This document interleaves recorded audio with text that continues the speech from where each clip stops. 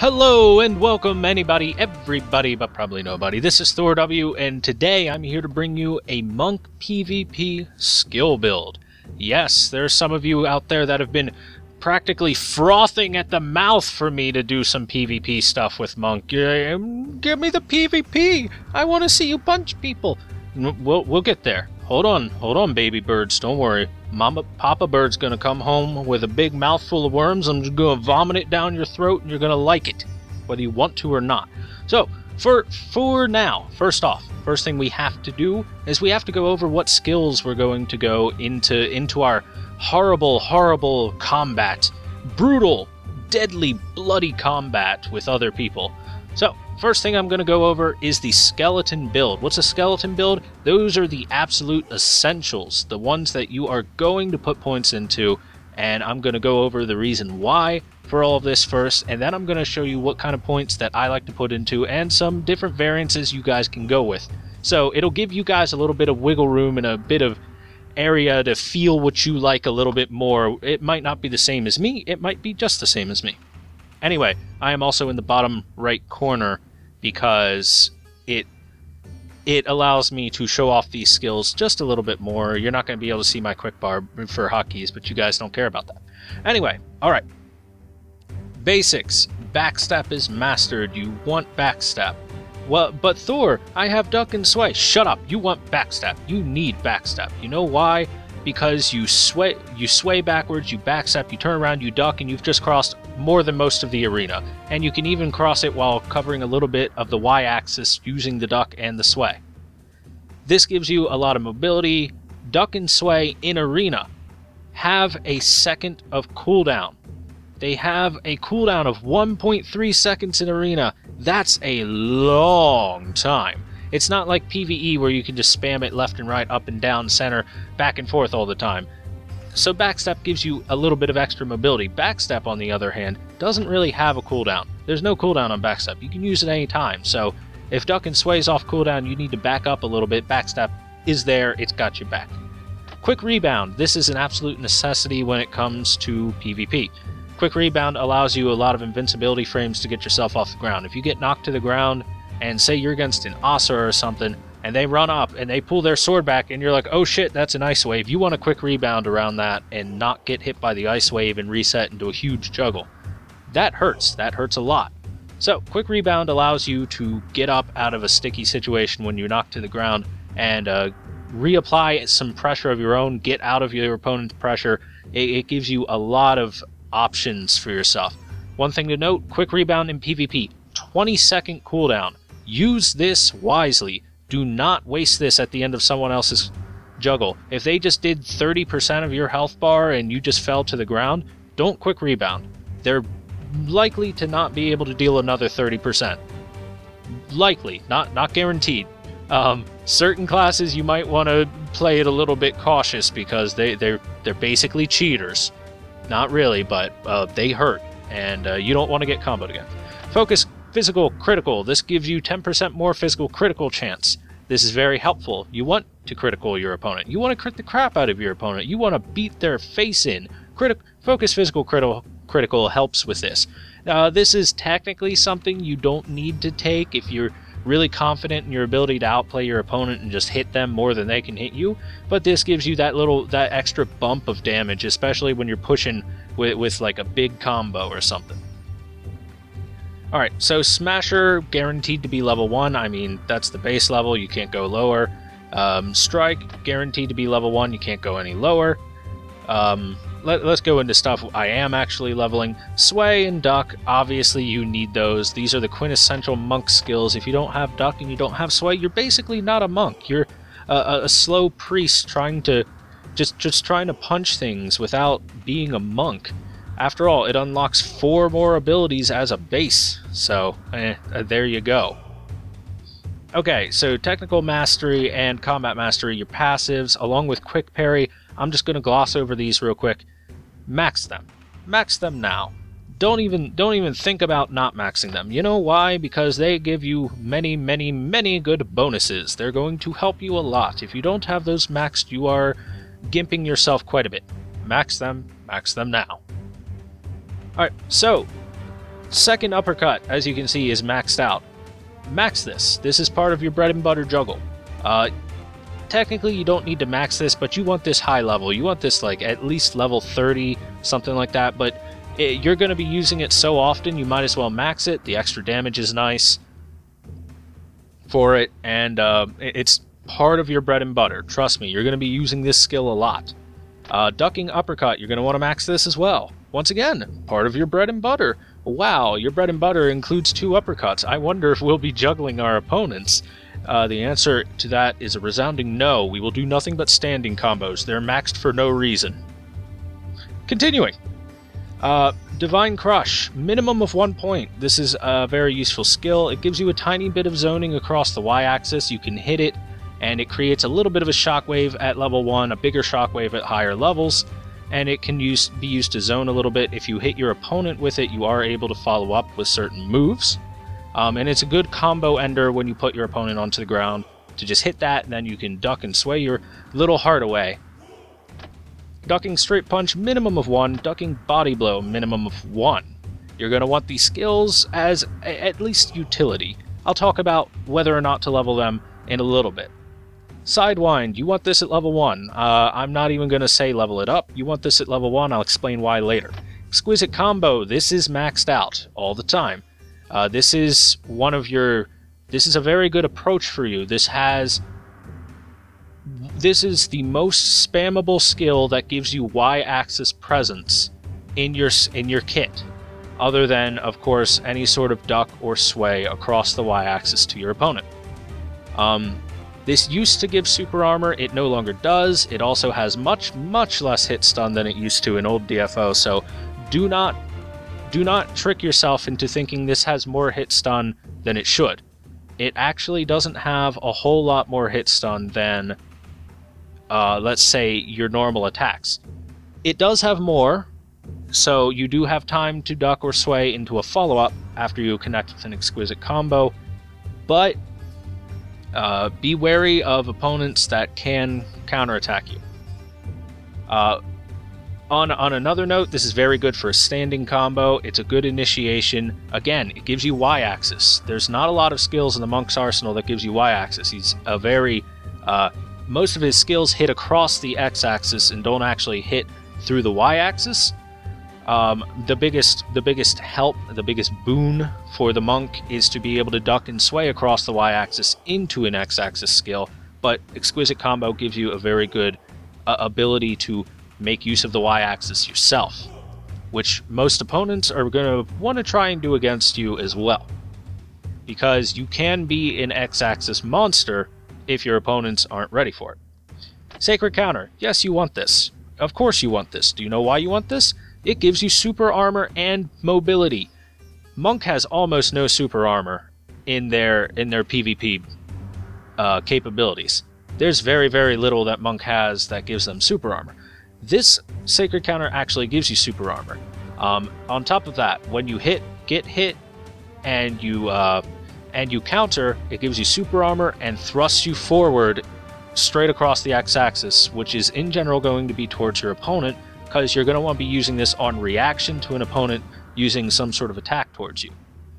One thing to note, if there is some lag between you and your opponent, your Sacred Counter might fizzle. While it will give you the super armor, it may not thrust you forward. It might thrust you in place, and then all you're going to do is take damage. You're going to question your decisions in life, and then your opponent's going to hit you into a juggle, and you're just going to cry a little bit inside. So, you're going to need to get good at using this, but be wary of opponents with poor connections. But, you know, that's basically how it is in PvP all the time. If your opponent has a poor connection, you're going to have trouble, more often than not. Chopping Hammer, this I have maxed out.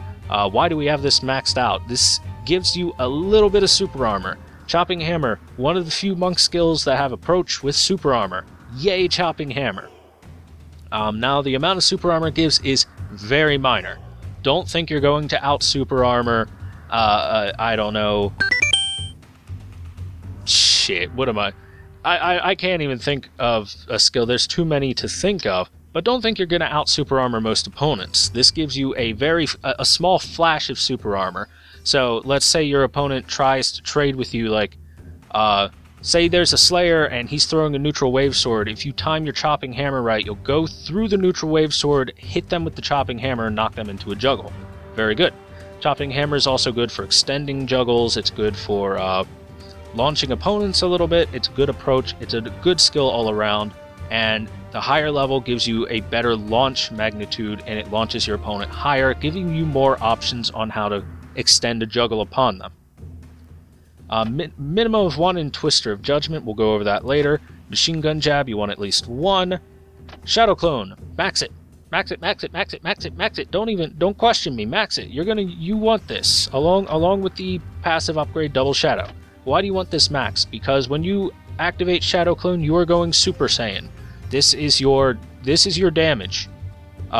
Monk in general, in their base combos and their basic moves, actually doesn't do the greatest amount of damage to opponents of a similar level. So if you're level 85 facing another max level person, your basic combos aren't going to do quite as much as, say, I don't know, a ranger or a male brawler generally will. However, once you activate Shadow Clone, you become damage incarnate. You are a walking tornado of death, and you need when to use this I'll go over later, etc., and how to use this properly, but you want this maxed because it just gives you so much damage. It's so helpful. Does it also lower cooldown? No, it doesn't lower cooldown. Doesn't lower cooldown, but it gives you a lot of damage. It's very useful. 10-second duration of Shadow Clone to deal that damage. You're going to want 1 in Heavenly Combo. Once again, this is one of the few monk skills with super armor available to you. Now, this is a pretty crappy super armor. One thing it does have is it has Y-axis hits on the lower Y-axis and the upper Y-axis. It will grab your opponent and pull them in front of you for the final hit. You can also cancel out of this with Dry Out into a Smasher to throw your opponent into a juggle, so it's very good for that. And it's a decent panic button to hit if your opponent is about to hit you with something that's going to knock you up or something like that, because it does have that super armor. So the main thing you're going to try and use this for is probably going to be as an approach from the Y-axis and as a reaction to your opponent. Like if your opponent's rushing you down, something like that, you need that super armor to try and counter them. Finally, Hurricane and Roll, minimum of 1 point. Oh, not finally. But next, Hurricane and Roll, minimum of 1 point. This skill is a very good panic button as well. This gives you super armor during the duration and keeps your opponent in front of you. Some things to note. Hurricane and Roll, your opponent can grab you out of this. If your opponent has any sort of super armor or any sort of ability to cancel during a super armor or after a quick rebound, if their first input is to grab, they will grab you and throw you out of Hurricane and Roll, and you're going to be upset by it. You will be upset by it. In addition to that, it will keep your opponent on the ground if you use it while they are on the ground until it launches them. That means counterattack kind of skills, like say a Ranger's Revenger skill, will be plausible at the end. And once your character pulls back for that final uppercut or gets close to it, if that Ranger is smashing the Z key, they will hit a Revenger onto your face, and you will once again probably cry a little bit on the inside as they knock you into a very damaging combo. Finally, Dry Out. You wanna go ahead and max this. This is going to be a lot of points. This is going to be about nearly 600 points. The reason you want to max this Dry Out is it lowers the cooldown, is one of the biggest things. The MP consume rate when you cancel is lower, which is okay, but the biggest thing is you want that lower cooldown. This cooldown goes from 33 seconds to 26.1 seconds. Now, that may not seem like a lot. That's only, well, Thor, that's only 7 seconds. That's not a whole lot. 7 seconds is a whole lot. Over the course of a PvP match, 7 seconds can make the difference between your ability to chase down your opponent and throw them into a combo, and your inability to finish them off, based on maybe you needed that Dry Out cancel, but you didn't have it because it was still off cooldown for 4 seconds or something like that. So you really want this. It gives you a ton more utility and a lot more capability on chasing down your opponent, countering your opponent, etc., etc. Being able to cancel any skill into another skill, with the exception of Hurricane and Roll, of course, is extremely helpful and something you should not take for granted. So there's your skeleton build. I'm going to go ahead, I'll have images to post up and whatnot, screenshots that I'll hold for you guys if you want the skeleton build for yourselves for any time. Now, let's go into where do we want to allocate this extra 5.2k points? That's extra 5195 right here. So, one option that I like is 1 point in leap. Now, why 1 point in leap? Thor, we have no aerial skills. We're monks. We're meant to keep our feet on the ground and punch things. That's what we do. We're boxers. Yes, we are boxers. Monks are boxers. However, this allows room for error. Let's say you're against a witch and she's got you in a corner and she throws down lava potion number 9. You don't want to walk through that shit. You don't want to duck and sway through that. You can leap over it and get into a better position. You're against a summoner. There's a wall of summons in your way. You can leap over them, dodging a lot of damage. There's, say, an opponent's cornering you. You've got leap up. You can leap over him and get yourself out of the corner. It gives you a lot of utility. At level 1, it lasts 10 seconds? No, 4 seconds? Is that it? Really? Maybe that's just for PvE, but at level 1, it gives you a bit more utility. The jump strength isn't really going to matter to you. I mean, it doesn't go up at all. And just at level 1, it gives you that ability to deal with the situation better. Very helpful. Smasher. Personally, I like this maxed out. It's going to be another 600 or so. The reason being is Smasher is a bread and butter skill used in both standing and juggling combos. This is a combo initiator, a combo ender, a mid-combo throw if you want it to be. You can use Smasher in many situations, and this gives you, you're going to want to level it up a lot because of how often you're going to use it. If you're going to use a skill all the time, it might as well do damage. Am I right? Once again, I'm going to do a separate video which will go over a lot of monk PvP combos, which you guys are going to look for, etc., etc. But for now, we're still going over the skills. Slow heal. I like this maxed out. Why max out slow heal? Well, because maxed out slow heal gives you, what is it, another 10,000 per heal in health, and the ability to keep yourself alive, the ability to not die immediately, and the ability to keep fighting against your opponent is very helpful for you. The longer you're able to stay in the arena and the longer you're able to fight your opponent, the more opportunity you have to catch them into your combos and lay down some hurt upon them. Strike, I keep it level 1. Why do I keep this at level 1? Let's look at its stats at level 1. It has 60-second duration, the range doesn't matter. Physical attack +1, weapon hit rate +0.1, strength +4. Max it. Physical attack +5, weapon hit rate +1.4, strength +12. That's terrible. That's awful. That gives you 1.3% hit rate, and that's the only good thing it's giving you. Physical attack +5 and strength +12 is basically nothing. Yes, this will make all of your skills do a tiny bit more damage, but it's not a big enough increase to really be worth putting more points into. Not to mention the cast time's a little bit long. It can be somewhat awkward to use your strike buff here and there. It can be somewhat dangerous. It's at your discretion. You guys can level this up to max if you want. The extra hit rate helps a little bit when you've got Scythe. It does offset the Scythe hit rate reduction, so there's that. But in general, it's not a huge buff. It's very tiny. Just like in PvE, Strike doesn't give you a whole lot as a monk. Okay, Lucky Straight Punch. This is one you can take or leave. If you want to do a lot of standing combos, if you use Lucky Straight Punch a lot for it, it's pretty good maxed. It does a fairly good amount of damage. It does a pretty darn good amount of damage, actually.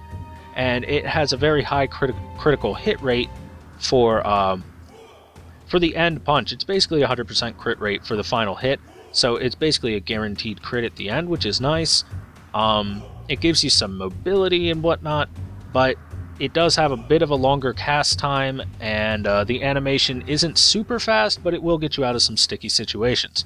I mean, you can't go below level 1, so if you guys experiment and you like the Lucky Straight Punch, go ahead and level it up. For now, we're going to leave it at level 1. We'll see what we do with it a little bit later. Cure! Max that sucker out. Why you want to max that sucker out? Well, have you ever faced Jung Jam in PvP? Guy inflicts a lot of poison and bleed status. You ever face any female rangers? There's a lot of bleed. You ever get blinded before in PvP? Getting blinded sucks. Cure deals with that at max level. You do have to max it. You don't necessarily need to. Like I said, I showed the skeleton build earlier of what you need to max, of what should 100% always be leveled in that way. Cure is something for if you want to have the utility... Hiccup. If you want to have the utility to deal with these status effects and situations, and you really don't like being blinded or poisoned or bled, this gives you a little bit of leeway. It's a 10-second cooldown, so it's actually not a super long cooldown, and you'll be able to use it relatively often. Now, of course, you can't use this in the middle of being comboed and being damaged, so you're going to need a little bit of free space. Wheel Driver, I have level 1. Why do I have it level 1? Well, let's take a look at the numbers, shall we? Aura range 500, hit range 0 pixels, and actually my level 1 is level 2, but still. Critical bonus 1%, strength bonus 25, hit rate plus 1%, bonus strength when totem is equipped 50, bonus skill cooldown reduction when totem is equipped 2%. Max that out. Oh, what numbers moved? Only the critical bonus, the strength bonus, and the hit rate? 2% hit rate's decent, strength bonus is okay, but look at that, aura range 500 pixels, tiny, very, very small. 500 pixels is not a lot.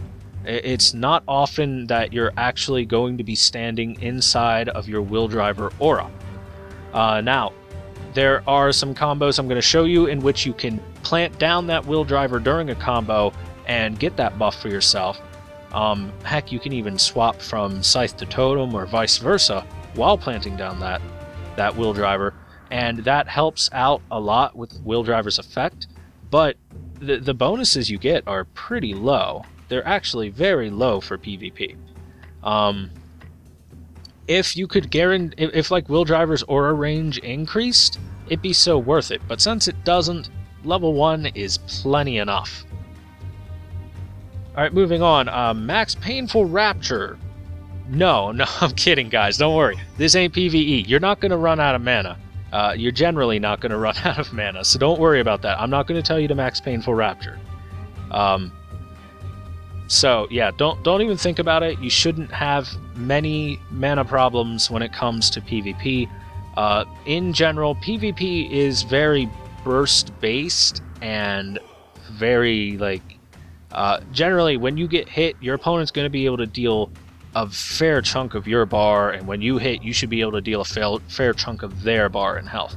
So maxing out Painful Rapture because you have you're going to have mana problems isn't really going to be a thing. You don't need it. You should be fine. I'm going to keep Divine Crush at level 1. You can max this. It is a very good exclamation point at the end of a combo. Like, I don't know, you throw your opponent to the ground and then you punch him in the face and you're like, yeah, what's up? Divine Crush, sucker. It's something to think about. It does a fairly good amount of damage. I mean, if we max it out, physical weapon attack 165% with a 40% increase when they're on the ground. That's not bad. It's not bad at all. And the shockwave gets larger. The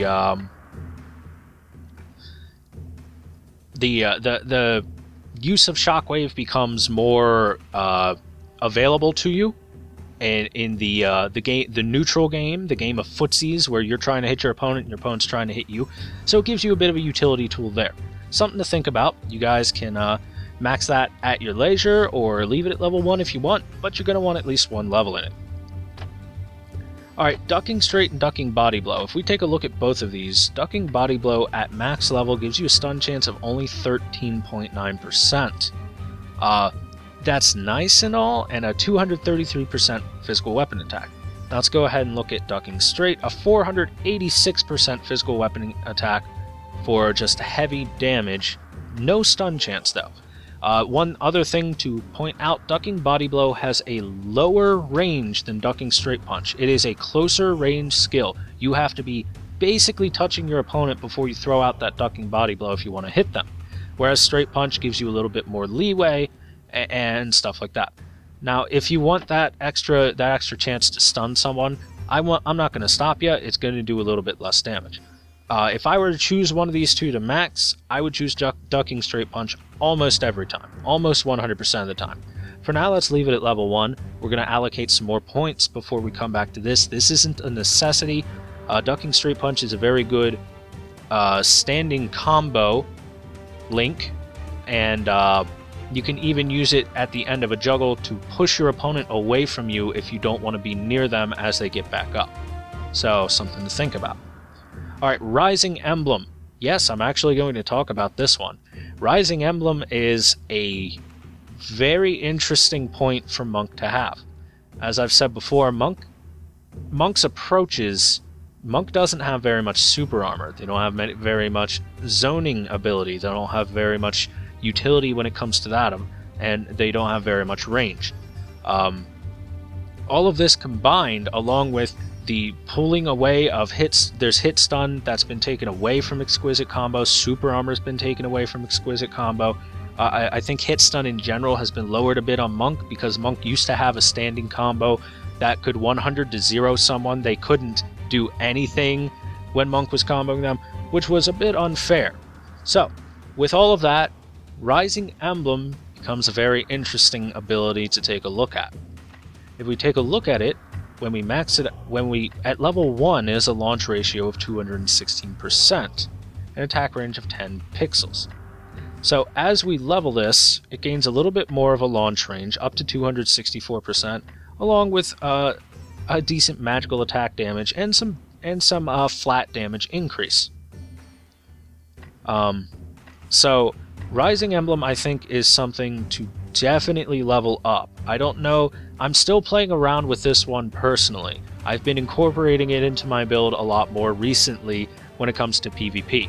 I like it a lot. I like it a lot. It works very similar to the way a ranger uses his grenade in order to zone his opponent and keep them in certain areas. Let's say, for example, you're on the Bantu camp map, and your opponent goes up and they go for the haste fairy. If you throw a Rising Emblem down, your opponent's now stuck in that area, and you have freedom to either try and get in there or try and lock them up in the area. You can even throw Rising Emblems so just the tip is hitting into there, and your opponent has a very difficult chance of escaping. If you're able to get that knock up into a follow-up, it's a very good use. If your opponent starts going aggressive on you, they try to chase you down, you can throw a Rising Emblem out to deter that, and if they don't back off and they get hit by it, you've suddenly got yourself a combo. You can use this to extend juggles. It has a lot of utility and a lot of use. It's not going to do the most damage for you because you're not a magic damage dealer, but it's going to do a decent amount. You guys should really think about Rising Emblem when you're building your monk for PvP in your skills. The reason being is this gives you some zoning ability, it gives you a little bit more range, it gives you some extensions to your combos, and it's overall just a very helpful skill for monk to have, since you really don't have a lot of super armor. You've lost a lot of capability and utility in that front. In addition, if you look at the launch ratio, 264% is a lot. Second uppercut gives you a launch chance of 151%. Ducking uppercut is 110%. 264%. That is a lot. I like Rising Emblem. I personally put full max level into it. I might be a little bit wrong. Max level might be pushing it a little hard. But from my experience, it has helped a lot, and it helps a lot with a lot of matchups. I want to give one more example. Let's say you're against a summoner. This is so helpful for summoner. Monk generally doesn't have the greatest ability of dealing with summoner because She phase shifts away, she tries to run away, you've got all these summons hitting you, causing hit stun, and it becomes really hard to deal with. Rising Emblem will knock up a lot of those summons into the air so you don't have to deal with them, and you part the Red Sea of summons and rush towards the summoner, who is now helpless before you as you charge into her, and hopefully don't get knocked up yourself, but it opens up the ability to use different sorts of approaches and a little bit of zoning, which as a monk, and as you get more and more experienced in PvP with Monk, you're going to find Monk has a lot of issue with getting into opponents and having some trouble with that. This helps a lot. I will go over the issues that Monk may have in PvP and that you guys may experience yourselves later on in the next video, where I talk about the application of these skills and combos, etc, etc, etc. So for now, Rising Emblem, I like it maxed. Up to you guys. You can even just put 1 point into it and be happy with that if you want to, and see how you like it. On a side note with that is Furious Grab. You can also max this out. Now what does Furious Grab give you? This gives you a 30% immobilize chance when you throw it out. This is generally best used during a combo. You can throw it out as your opponent's falling, let them fall onto that, and if they're immobilized, they are suddenly helpless before any sort of follow-up you have onto them, especially if they don't have a quick rebound available for themselves. The duration is 2 seconds, which is quite a lot.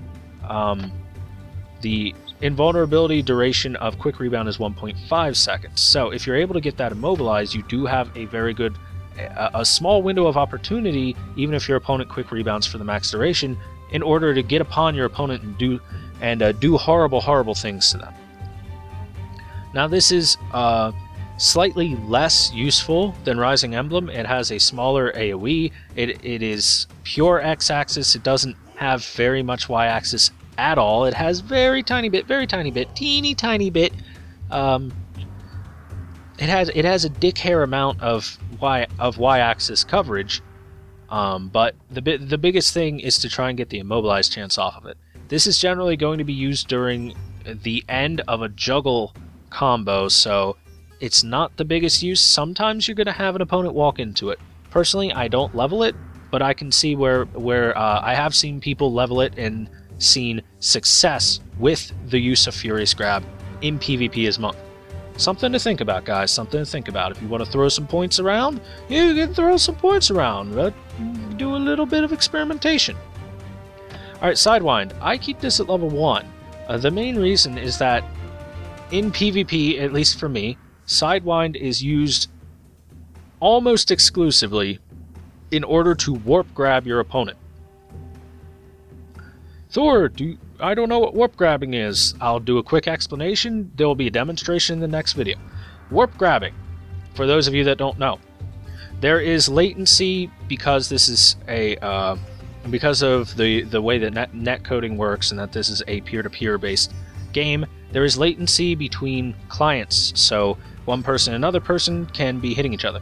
The game thinks that if you are able to hit your opponent, you should be close enough to actually grab your opponent. So, Sidewind allows you a very long X-axis range ability to flick out that attack, and if you connect to your opponent and you dry out into Smasher, you will grab them from all the way across them, all the way over there. You'll grab them and pull them in for a big hug and throw them against the ground. Well, throw them out into a combo.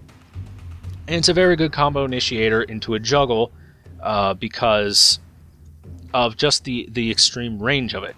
You will need dry out up to actually use that. The second hit for Sidewind does pull your opponents in, but because of the way the animation works, it actually leaves you more vulnerable than it leaves them.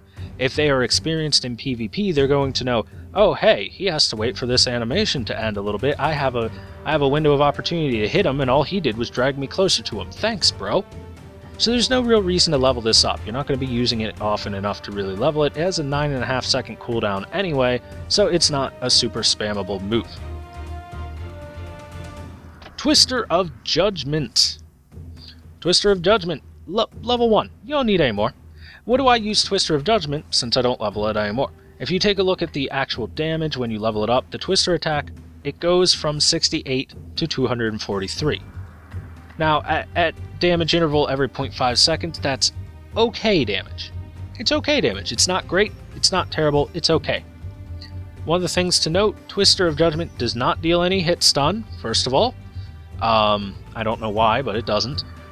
Second of all, it is very evadable by your opponent. Your opponent can just run around it if you're not already juggling them or comboing them in some sort of way to hold them in place. So your ability to guarantee that it's going to deal damage is relatively low. And finally, it just doesn't do enough damage to justify leveling it up completely. So what do we use Twister of Judgment for? Well, you can use it to pressure relatively low HP opponents into tough spots and force them to move around. They might make mistakes that you can capitalize upon on their positioning because they have to deal with Twister of Judgment poking them. The main use for it is as another uppercut, because when you throw out Twister of Judgment, if you take a look at the little animation there, the first thing that the monk does is throw an uppercut. That uppercut will launch opponents and can be used to extend juggles. On top of extending the juggle, it puts the Twister right on top of them while they're being juggled, ergo removing their ability to dodge it. So it is good during juggles. It's not great for much else. But the combo extension with the uppercut, sometimes you're not going to have certain moves ready, you're not going to be in the proper position for other uppercuts, and Twister of Judgment will get the job done. Machine Gun Jab, I personally leave this at level 1. Machine Gun Jab is an extremely useful move that you're probably going to use very often. This is something you can level up as much as you want. Sometimes I'm like, you know what, Machine Gun Jab's amazing, I use it all the time and I max it. Sometimes I'm like, you know what, Machine Gun Jab is utility, and I just leave it at level 1. I jump back and forth all the time with it. The best thing it's for is the fact that it launches your opponent at the end of it, throws out the jab, and then it throws a down strike into an uppercut. You can even cancel immediately into the down strike uppercut combo with Machine Gun Jab. Biggest thing this is going to be used for is continuing juggles and initiating juggles. Whether you use this to initiate a juggle on a standing combo or continue a juggle after your opponent's juggled is up to you. Once again, I will be showing you combos on how to use these skills in PvP. So, moving on, Heavenly Combo, like I said before, keep it at level 1. It's utility. Gives you super armor, it pulls your opponents to you, and allows you to combo into them. That's what it's for. It's not for damage. It is too slow, it is not spammable enough, it costs a lot of mana if you somehow find issues with that in PvP. The biggest thing is it is slow. It is very slow, and as a skill and as a base rule in PvP, you want to be fast. The faster you are, the better equipped you are to actually face your opponent, because what matters isn't the fact that you deal 20% of their health in 3 hits. The fact of the matter is that you're able to get those 3 hits off in the first place because you can hit your opponent because you're faster than them. Heavenly Combo being so slow can leave you open to bad spots, so it's definitely something that you're not going to be spamming, so levels in it aren't great. Hurricane and Roll. This is actually a point of contention. Some people really like leveling Hurricane and Roll. At max level, Hurricane and Roll will do some disgusting damage, especially if you have Shadow Clone up. If you have Shadow Clone up and you Hurricane and Roll, you are going to hit the damage cap on your opponent while they are standing there. Almost every opponent will be hitting the damage cap when you do that. Hurricane and Roll will do obscene amounts of damage to your opponent, and if it doesn't do enough to put them on the ground immediately, it launches them at the end for a juggle combo. Very nice. However, let's go ahead to the flip side. Hurricane and Roll is, in a lot of ways, one of the worst level 45 skills that you can have, because of the fact that it makes you relatively immobile.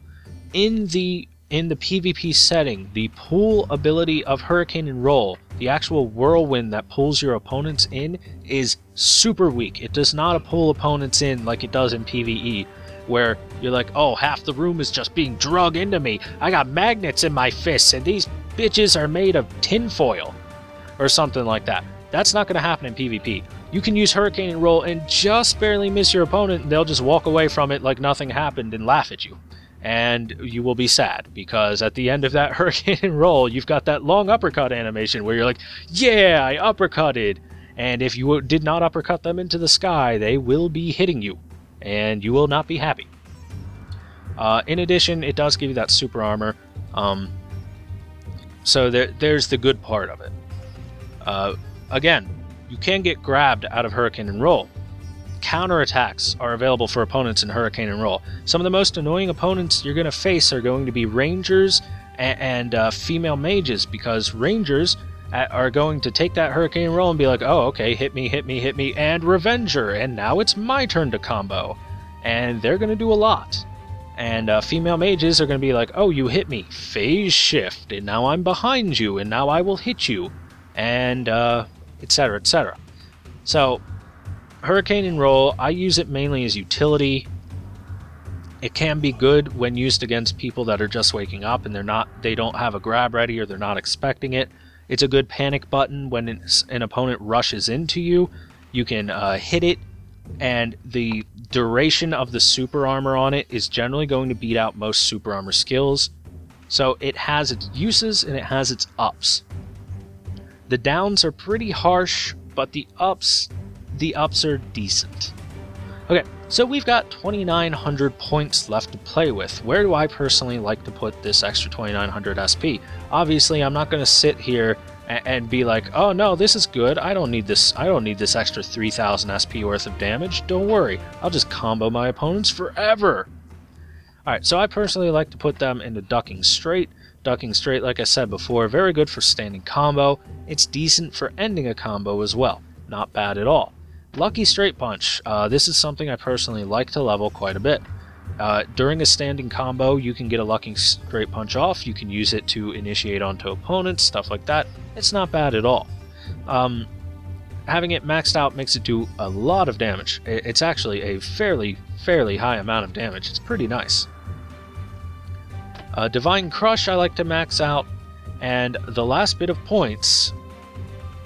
This is the point where you have to kind of decide for yourself.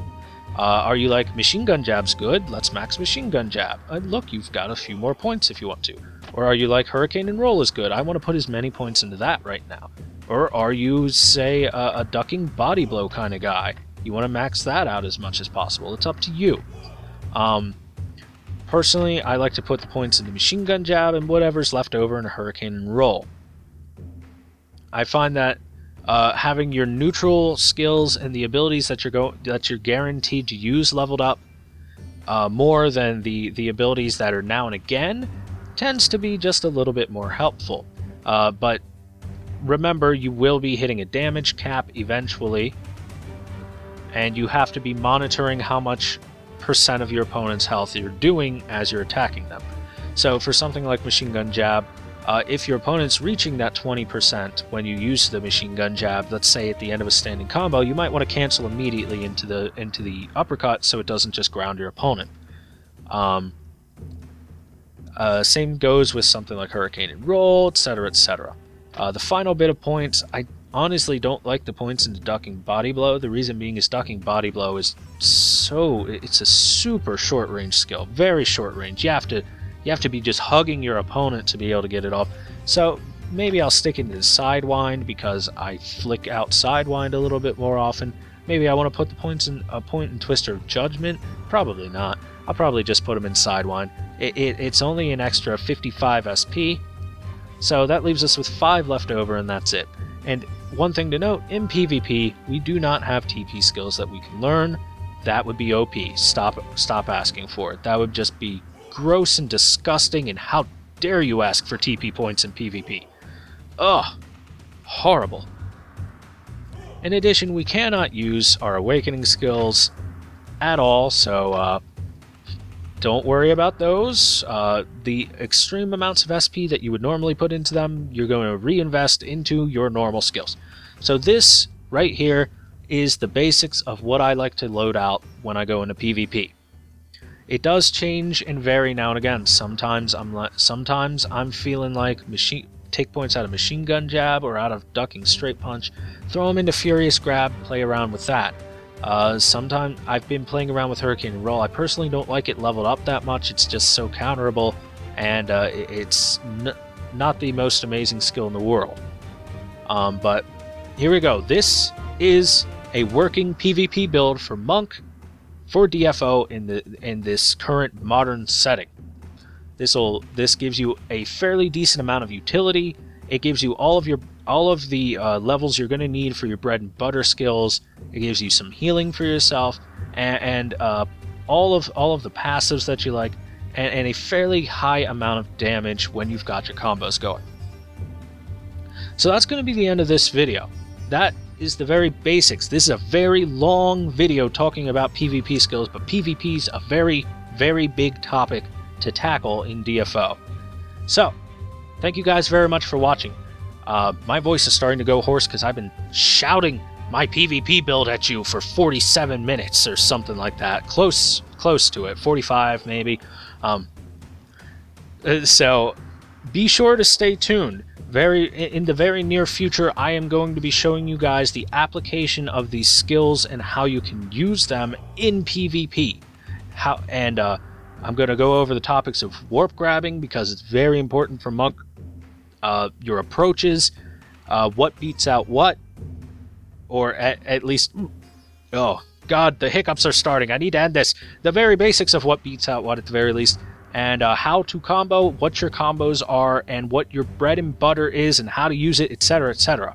I'll also go over the topics of scythes versus totems versus battle axes, etc., etc. There's lots and lots and lots and lots of topics to cover. It might even be a 2-video series on PvP from Monk.